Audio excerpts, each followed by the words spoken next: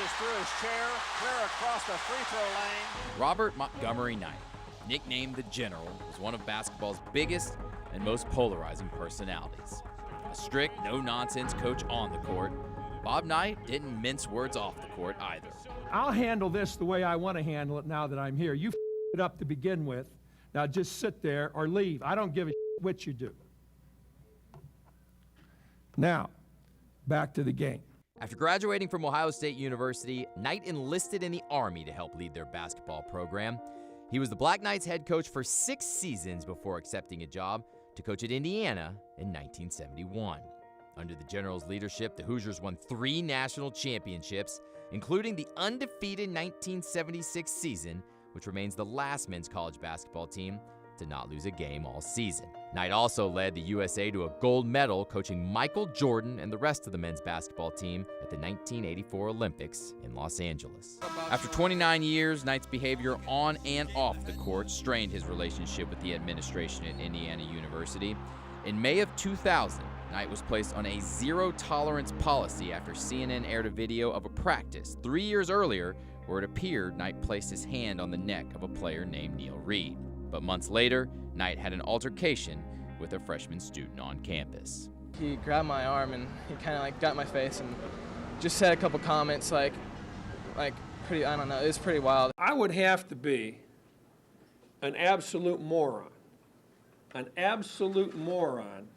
with the things that have been laid down on me to grab a kid in public and curse at a kid in public. But that incident turned out to be the final straw for Knight at Indiana. I gave him the option of resigning as head basketball coach. He declined, and I notified him that he was being removed as basketball coach, effective immediately. Knight continued coaching after Indiana, spending 7 seasons in Lubbock, coaching Texas Tech. This is without question the most comfortable red sweater I've had on in 6 years, I can't tell you. After retirement, Knight, who had little patience for the media, became a media member himself, broadcasting college basketball games for ESPN.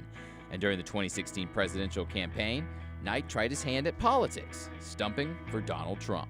You folks are taking a look at the most prepared man in history to step in as President of the United States. That man right there. In February of 2020, after years of turning down invitations, Knight finally made his return to Assembly Hall. Knight attending the Hoosiers game for the first time in 20 years. He was surrounded by former players and received a huge ovation from the home crowd. Brash, intimidating, unapologetic, mad genius. Bob Knight has been described a lot of ways, and always true to form, those opinions never seem to matter much to the General.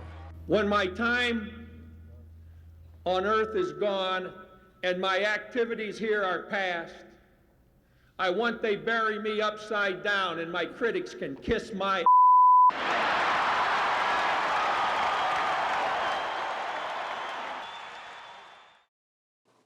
Bobby Knight, dead at the age of 83.